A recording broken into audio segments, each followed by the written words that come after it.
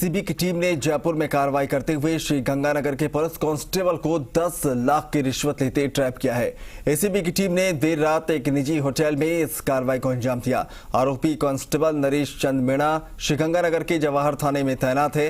आरोपी ने NDPS act के मामले में मदद की एवज में इस रिश्वत की मांग की थी। बताया जा रहा है कि रिश्वत की एक किश्त के तौर पर कांस्टेबल 16 लाख रुपए पहले ही ले चुका था। जवाहरनगर थानाधिकारी की भूमिका भी इस मामले में संदिग्ध बताई जा रही है। थानाधिकारी एसीबी की कार्रवाई के बाद से फरार हो गया है।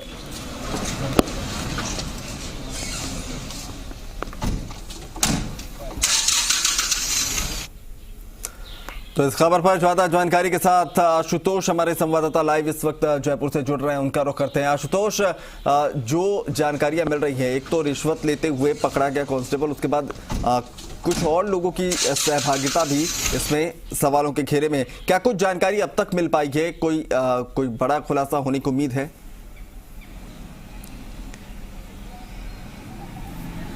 देखिए, जाहिर है जैसे जैसे एसीबी की जो पूछताछ है और जो कार्रवाई है वो आगे बढ़ेगी और इस मुकदमे को लेके जांच आगे बढ़ती चली जाएगी। इसमें कुछ और चौंकाने वाले नाम भी सामने आ सकते हैं। हाँ। लेकिन उनके जो मजबूत साक्ष्य होना एसीबी के पास जरूरी हो जाएगा।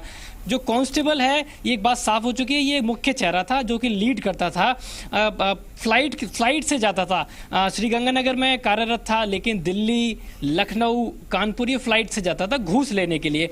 और जो एनडीपीएस का ये जो मुकदमे होते हैं, इसमें बहुत आसानी से भय दिखाकर, गिरफ्तारी का डर दिखाकर, क्योंकि फर्म के जो मालिक होते हैं उनका व्यवसाय होता है और वो नहीं चाहते किसी तरह की कोई दिक्कत हो। तो एनडीपीएस के जो मामले होते हैं, ऐसे मामलों में उनको चुना जाता है कि कहाँ से घूस आसानी से मिल सकती है। इस मामले में देखेंगे कि लगातार ये देखा गया कि लंबे समय से जो फर्म के मालिक थे उन पे एक तरीके का दबाव बनाया जा रहा था, नोटिस उनको थमाया गया था, पूरी तरीके से डर हो चुके थे। और अभी सूत्रों से ये भी जानकारी मिली है कि इस तरह का जो मुकदमा है, ये जो मुकदमा है, इसमें ना सिर्फ एक प्रवादी बल्कि और 2 से 3 नाम भी और सामने निकल के आ चुके हैं और पूरे मामले में अब तक करोड़ों की जो घूस है वो ली जा चुकी है। एसएचओ जो है उसकी जो भूमिका है पूरी तरीके से लिप्त पाई गई है, फरार हो चुके हैं, घर पर दबिश दी गई थी, खाने की जो थाली थी उसको आधा छोड़कर मौके से भाग चुके हैं एसीबी की दबिश के बाद में।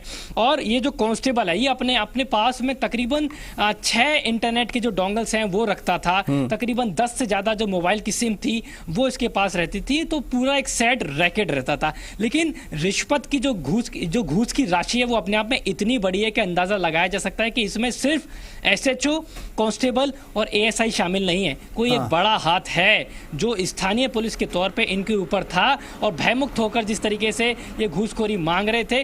तो अगर एसीबी की जांच आगे बढ़ती है और एविडेंस सामने निकल के आते हैं तो इसमें संभव है कि कोई उच्च अधिकारी का जो इन्वॉल्वमेंट है वो भी सामने निकल के आ सकता है और वो नाम बेहद चौंकाने वाला हो सकता है। सूत्रों से हमें जानकारी प्राप्त हुई है कि इसमें कुछ और भी लोगों से घूस मांगी गई थी, जिसकी जांच एसीबी आगे करेगी। फिलहाल जो गिरफ्तार किया गया कांस्टेबल, उसकी कोविड जांच के लिए भेजा गया है, कोविड जांच होंगी, उसके अलावा जो मेडिकल टेस्ट हैं वो किए जाएंगे और कुछ जगहों का मौके पर लेकर जाया जाएगा जिनका सत्यापन एसीबी की तरफ से किया जा सकता है। इसके आपसे कुछ देर बाद में जो एसीबी के डीजी हैं बीएल सोनी और एडीजी दिनेश एमएन वो ब्रीफ करेंगे, क्योंकि एसीबी मुख्यालय में बैक टू बैक कोविड के केसेस आ रहे हैं, ऐसे में मीडिया को दूर रखा गया है और वीडियो कॉन्फ्रेंसिंग के जरिए ये जो वीसी है वो की जाएगी।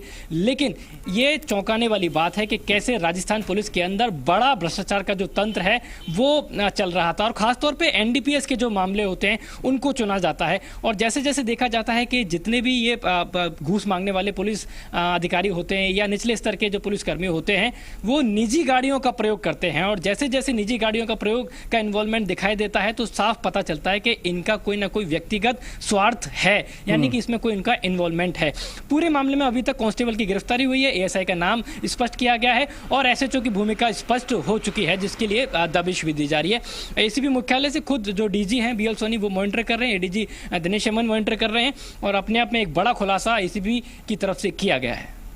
बिल्कुल, अपने आप में ये बड़ा खुलासा है आशुतोष, और जिस तरह से आप बता रहे हैं कि कई और चौंकाने वाले नाम सामने आ सकते हैं, तो मैं चाहूंगा कि इस बारे में जानकारी आप दें कि फिलहाल जो है क्या किसी को विशेष तौर पर ये जिम्मेदारी सौंपी गई है कि इस पूरे मामले में कुछ जो चेहरे हैं जो संदिग्ध हैं, जैसे आपने बताया कि खाना खाते वक्त आधे खाने को छोड़कर एसएचओ फरार हो जाता है, तो स्पष्ट है कि भूमिका कहीं ना कहीं है और लोगों को जो इसमें छिपे हुए चेहरे हैं उन्हें अब यकीन हो चुका है कि बहुत जल्दी वो बेनकाब होने वाले, जो पूरा नेक्सस केस है जिसका आप जिक्र करें वो बहुत जल्दी जो है बेनकाब होने वाला है। इसका इल्म पहले से जो है अब जो तमाम जो छिपे हुए चेहरे हैं उन्हें हो चला है।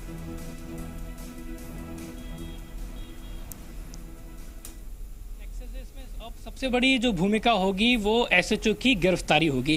कांस्टेबल जो इनका मुख्य चेहरा था, जो फ्रंट लीड में अभी तक की भूमिका निभा रहा था, एक शहर से दूसरे शहर में घूस के लिए जा रहा था, ना सिर्फ एक फर्म के मालिक के पास बल्कि अन्य फर्म मालिकों के पास में भी। लेकिन ये जो उसने स्पष्ट किया कि 2.5 लाख मेरे हैं, 2.5 लाख एएसआई के हैं और तकरीबन 10 लाख रुपए एसएचओ के नाम पे बताए थे। लेकिन एसएचओ की गिरफ्तारी के बाद में और पूछताछ के बाद में अगर सामने आते हैं एसीबी के, तो स्पष्ट हो पाएगा कि उन 10 लाख में से एक बड़ा हिस्सा कहां जाने वाला था और कौन सा बड़ा हाथ उनके ऊपर था जिसके बिहाफ पे वो इतना बड़ा जो रैकेट था एक तरीके से वो संचालित कर रहे थे। ये जो बेल्ट है, श्री गंगानगर की बात करें, बीकानेर की बात करें, उस तरफ की जो ये तमाम जो जिले हैं वहां पे जो मादक पदार्थों की तस्करी की बात करें या मादक पदार्थों के जो मामले हैं वो ज़्यादातर देखे जाते हैं और उसमें एक बड़ी जो काली कमाई है वो करते हुए नजर आते हैं, चाहे वो पुलिस के सिस्टम में हो या किसी अन्य विभाग से जो इससे संबंध रखते हो वो हो। लेकिन फिलहाल आप समझ सकते हैं कि इतनी बड़ी जो घूस की राशि है वो अकेला कांस्टेबल अपने दम पर नहीं ले सकता है। बिल्कुल, इस बात से कहीं ना कहीं संकेत मिल रहे हैं क्योंकि राशि जितनी बड़ी है तो ये नेक्सस कितना बड़ा है इसका अंदाजा उससे लगाया जा सकता है और जो खलबली मची हुई है इस गिरफ्तारी के बाद से उससे भी कहीं ना कहीं संकेत मिल रहा है। बहुत बहुत शुक्रिया तमाम जानकारी के आशुतोष।